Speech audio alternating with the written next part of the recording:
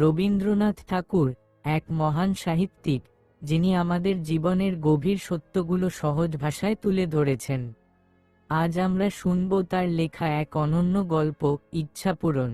এই গল্পে রয়েছে এক যুবকের জীবন বদলে যাওয়ার গল্প, যেখানে সে পায় অলৌকিক শক্তি, নিজের সব ইচ্ছা পূরণের ক্ষমতা। কিন্তু সত্যিই কি ইচ্ছা পূরণে সুখ আসে, নাকি সেই সুখের পেছনে লুকিয়ে থাকে নতুন সংকট? চলুন রবীন্দ্রনাথের কল্পনার জগতে ডুবে গিয়ে আবিষ্কার করি ইচ্ছা পূরণের আসল অর্থ। সুবলচন্দ্রের ছেলেটির নাম সুশীল চন্দ্র, কিন্তু সকল সময়ে নামের মতো মানুষটি হয় না। সেই জন্যই সুবলচন্দ্র কিছু দুর্বল ছিলেন এবং সুশীল চন্দ্র বড় শান্ত ছিলেন না। ছেলেটি পাড়াশুদ্ধ লোককে অস্থির করিয়া বেড়াইত। সেই জন্য বাপ মাঝে মাঝে শাসন করিতে ছুটিতেন, কিন্তু বাপের পায়ে ছিল বাত, আর ছেলেটি হরিণের মতো দৌড়িতে পারিত, কাজেই কিল চর চাপড় সকল সময় ঠিক জায়গায় গিয়া পড়িত না। কিন্তু সুশীলচন্দ্র দৈবাৎ যেদিন ধরা পড়িতেন, সেদিন তাহার আর রক্ষা থাকিত না। আজ শনিবারের দিনে 2টোর সময় স্কুলের ছুটি ছিল, কিন্তু আজ স্কুলে যাইতে সুশীলের কিছুতেই মন উঠিতেছিল না। তাহার অনেকগুলা কারণ ছিল। একে তো আজ স্কুলে ভূগোলের পরীক্ষা, তাহাতে আবার ও পাড়ার বসেদের বাড়ি আজ সন্ধ্যার সময় বাজি পোড়ানো হইবে। সকাল হইতে সেখানে ধুমধাম চলিতেছে। সুশীলের ইচ্ছা সেইখানেই আজ দিনটা কাটাইয়া দেয়। অনেক ভাবিয়া শেষকালে স্কুলে যাইবার সময় বিছানায় গিয়া শুইয়া পড়িল। তাহার বাপ সুবল গিয়া জিজ্ঞাসা করিলেন, কি রে, বিছানায় পড়ে আছিস যে? আজ স্কুলে যাবি নে? সুশীল বলিল, আমার পেট কামড়াচ্ছে, আজ আমি স্কুলে যেতে পারব না। সুবল তাহার মিথ্যা কথা সমস্ত বুঝিতে পারিলেন। মনে মনে বলিলেন, রোশো, একে আজ জব্দ করতে হবে। এই বলিয়া কহিলেন, পেট কামড়াচ্ছে? তবে আর তোর কোথাও গিয়ে কাজ নেই। বসেদের বাড়ি বাজি দেখতে হরিকে একলাই পাঠিয়ে দেব এখন।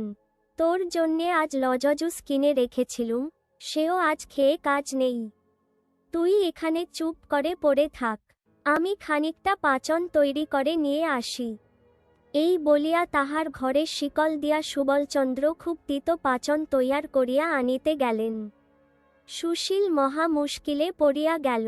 লজজুস সে যেমন ভালোবাসিত পাচন খাইতে হইলে তাহার তেমনি সর্বনাশ বোধ হইত। ও দিকে আবার বসেদের বাড়ি যাইবার জন্য কাল রাত হইতে তাহার মন ছটফট করিতেছে, তাহাও বুঝি বন্ধ হইল। সুবলবাবু যখন খুব বড় এক বাটি পাচন লইয়া ঘরে ঢুকিলেন, সুশীল বিছানা হইতে ধফফট করিয়া উঠিয়া বলিল, আমার পেট কামড়ানো একেবারে সেরে গেছে, আমি আজ স্কুলে যাব।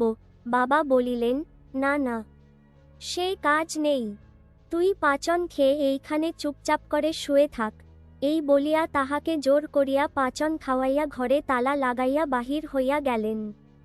সুশীল বিছানায় পড়িয়া কাঁদিতে কাঁদিতে সমস্ত দিন ধরিয়া কেবল মনে করিতে লাগিল যে, আহা, যদি কালই আমার বাবার মতো বয়স হয়, আমি যা ইচ্ছা তাই করতে পারি, আমাকে কেউ বন্ধ করে রাখতে পারে না। তাহার বাপ সুবলবাবু বাহিরে একলা বসিয়া বসিয়া ভাবিতে লাগিলেন যে, আমার বাপ মা আমাকে বড় বেশি আদর দিতেন বলেই তো আমার ভালো রকম পড়াশুনো কিছু হলো না। আহা, আবার যদি সেই ছেলেবেলা ফিরে পাই তাহলে আর কিছুতেই সময় নষ্ট না করে কেবল পড়াশুনো করে নিই। ইচ্ছা ঠাকুরুন সেই সময় ঘরের বাহির দিয়া যাইতেছিলেন। তিনি বাপের ও ছেলের মনের ইচ্ছা জানিতে পারিয়া ভাবিলেন, আচ্ছা, ভালো, কিছুদিন ইহাদের ইচ্ছা পূর্ণ করিয়াই দেখা যাক। এই ভাবিয়া বাপকে গিয়া বলিলেন, তোমার ইচ্ছা পূর্ণ হইবে, কাল হইতে তুমি তোমার ছেলের বয়স পাইবে। ছেলেকে গিয়া বলিলেন, কাল হইতে তুমি তোমার বাপের বয়সী হইবে। শুনিয়া দুইজনে ভারী খুশি হইয়া উঠিলেন। বৃদ্ধ সুবলচন্দ্র রাত্রে ভালো ঘুমাইতে পারিতেন না, ভোরের দিকটায় ঘুমাইতেন। কিন্তু আজ তাহার কি হইল, হঠাৎ খুব ভোরে উঠিয়া একেবারে লাফ দিয়া বিছানা হইতে নামিয়া পড়িলেন। দেখিলেন, খুব ছোট হইয়া গেছেন। পরা দাঁত সবগুলি উঠিয়াছে, মুখের গোফদারি সমস্ত কোথায় গেছে, তাহার আর চিহ্ন নাই। রাত্রে যে ধুতি এবং জামা পরিয়া শুইয়াছিলেন, সকালবেলায় তাহা এত ঢিলা হইয়া গেছে যে হাতের 2 আস্তিন প্রায় মাটি পর্যন্ত ঝুলিয়া পড়িয়াছে, জামার গলা বুক পর্যন্ত নাবিয়াছে, ধুতির কোচাটা এতই লুটাইতেছে যে পা ফেলিয়া চলাই দায়। আমাদের সুশীলচন্দ্র অন্যদিন ভোরে উঠিয়া চারিদিকে দৌরাত্ম্য করিয়া বেড়ান, কিন্তু আজ তাহার ঘুম আর ভাঙে না।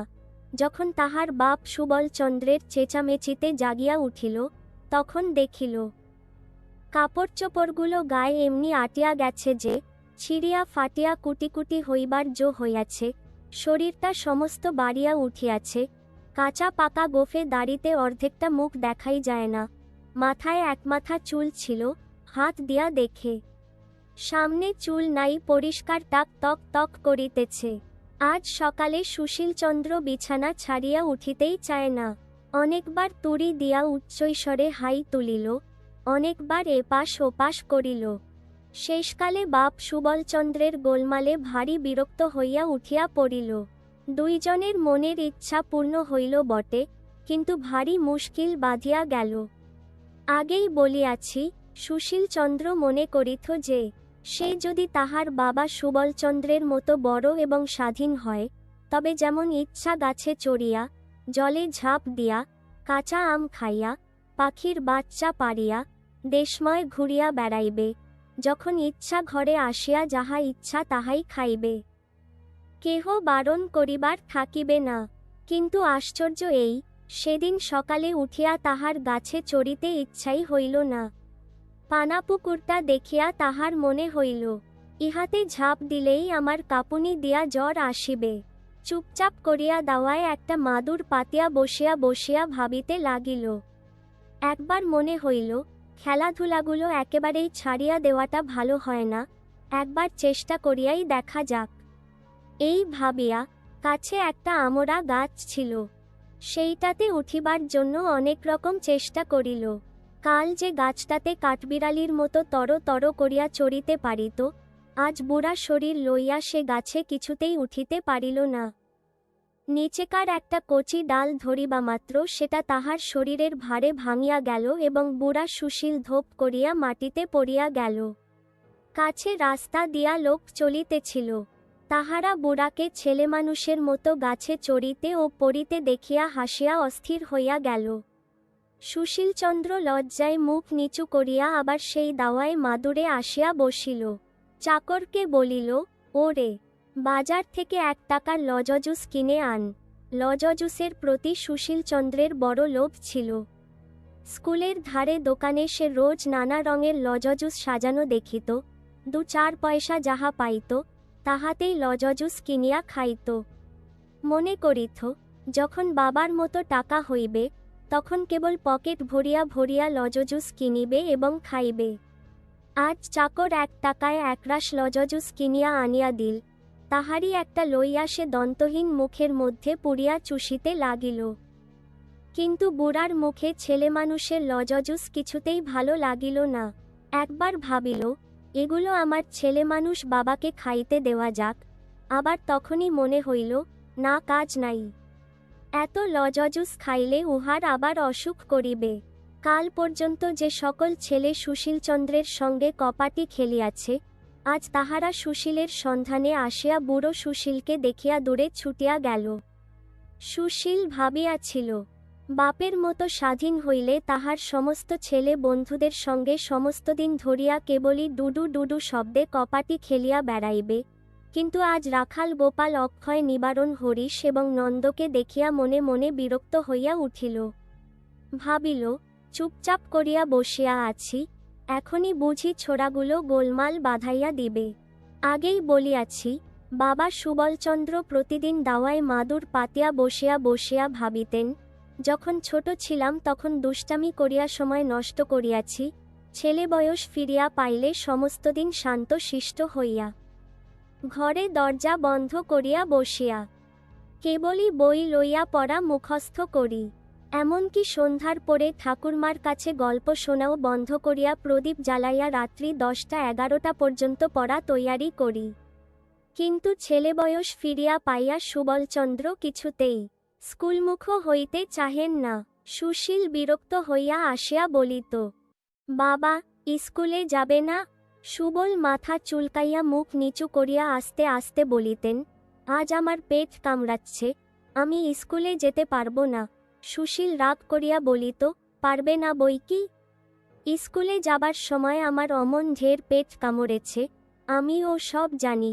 বাস্তবিক সুশীল এত রকম উপায়ে স্কুল পলাইত এবং সে এত অল্প দিনের কথা যে তাহাকে ফাঁকি দেওয়া তাহার বাপের কর্ম নহে। সুশীল জোর করিয়া ক্ষুদ্র বাপটিকে স্কুলে পাঠাইতে আরম্ভ করিল। স্কুলের ছুটির পরে সুবল বাড়ি আসিয়া খুব একচোট ছুটাছুটি করিয়া খেলিয়া বেড়াইবার জন্য অস্থির হইয়া পড়িতেন। কিন্তু ঠিক সেই সময়টিতে বৃদ্ধ সুশীলচন্দ্র চোখে চশমা দিয়া একখানা কৃত্তিবাসের রামায়ণ লইয়া সুর করিয়া করিয়া পড়িত। সুবলের ছুটাছুটি গোলমালে তাহার পড়ার ব্যাঘাত হইত। তাই সে জোর করিয়া সুবলকে ধরিয়া আনিয়া সম্মুখে বসাইয়া হাতে একখানা স্লেট দিয়া আঁকো কষিতে দিত। আঁকগুলো এমনি বড় বড় বাছিয়া দিত যে তাহার একটা কষিতেই তাহার বাপের 1 ঘণ্টা চলিয়া যাইত। সন্ধ্যাবেলায় বুড়া সুশীলের ঘরে অনেক বুড়ায় মিলিয়া দাবা খেলিত। সেই সময়টায় সুবলকে ঠান্ডা রাখিবার জন্য সুশীল একজন মাস্টার রাখিয়া দিল। মাস্টার রাত্রি 10টা পর্যন্ত তাহাকে পড়াইত।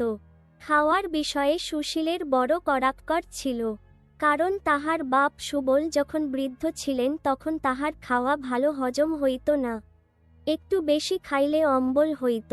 সুশীলের সে কথাটা বেশ মনে আছে, সেই জন্য সে তাহার বাপকে কিছুতেই অধিক খাইতে দিত না। কিন্তু হঠাৎ অল্প বয়স হইয়া আজকাল তাহার এমনি ক্ষুধা হইয়াছে যে নুড়ি হজম করিয়া ফেলিতে পারিতেন। সুশীল তাহাকে যতই অল্প খাইতে দিত, পেটের জ্বালায় তিনি ততই অস্থির হইয়া বেড়াইতেন। শেষকালে রোগা হইয়া শুকাইয়া তাহার সর্বাঙ্গের হাড় বাহির হইয়া পড়িল। সুশীল ভাবিল, শক্ত ব্যাম হইয়াছে, তাই কেবলই ঔষধ গিলাইতে লাগিল। বুড়া সুশীলেরও বড় গোল বাঁধিল। সে তাহার পূর্বকালের অভ্যাসমতো যাহা করে তাহাই তাহার সহ্য হয় না। পূর্বে সে পাড়ায় কোথাও যাত্রাগানের খবর পাইলেই বাড়ি হইতে পালাইয়া, হিমে হোক বৃষ্টিতে হোক, সেখানে গিয়া হাজির হইত। আজিকার বুড়া সুশীল সেই কাজ করিতে গিয়া সর্দি হইয়া, কাশি হইয়া, গায়ে মাথায় ব্যথা হইয়া 3 হপ্তা শয্যাগত হইয়া পড়িয়া রহিল। চিরকাল সে পুকুরে স্নান করিয়া আসিয়াছে, আজও তাহাই করিতে গিয়া হাতের গাঁট, পায়ের গাঁট ফুলিয়া বিষম বাত উপস্থিত হইল। তাহার চিকিৎসা করিতে 6 মাস গেল। তাহার পর হইতেই 2 দিন অন্তর সে গরম জলে স্নান করিত এবং সুবলকেও কিছুতেই পুকুরে স্নান করিতে দিত না। পূর্বেকার অভ্যাসমতো ভুলিয়া তক্তপোষ হইতে সে লাফ দিয়া নামিতে যায়, আর হাড়গুলা টনটন ঝন করিয়া উঠে। মুখের মধ্যে আস্ত পান পুড়িয়াই হঠাৎ দেখে দাঁত নাই, পান চিবানো অসাধ্য। ভুলিয়া চিরুনি রুশ লইয়া মাথা আঁচড়াইতে গিয়া দেখে প্রায় সকল মাথাতেই টাক। একদিন হঠাৎ ভুলিয়া যাইত যে সে তাহার বাপের বয়সী বুড়া হইয়াছে এবং ভুলিয়া পূর্বের অভ্যাসমত দুষ্টামি করিয়া পাড়ার বুড়ি আন্দিপিসির জলের কলসে হঠাৎ ঠন করিয়া ঝিলা ছুড়িয়া মারিত। বুড়া মানুষের এই ছেলেমানুষী দুষ্টামি দেখিয়া লোকেরা তাহাকে মা মা করিয়া তাড়াইয়া যাইত। সেও লজ্জায় মুখ রাখিবার জায়গা পাইত না। সুবলচন্দ্র একদিন দৈবাত ভুলিয়া যাইত যে সে আজকাল ছেলেমানুষ হইয়াছে। আপনাকে পূর্বের মতো বুড়া মনে করিয়া যেখানে বুড়া মানুষেরা তাসপাশা খেলিতেছে সেইখানে গিয়া সে বসিত এবং বুড়ার মতো কথা বলিত।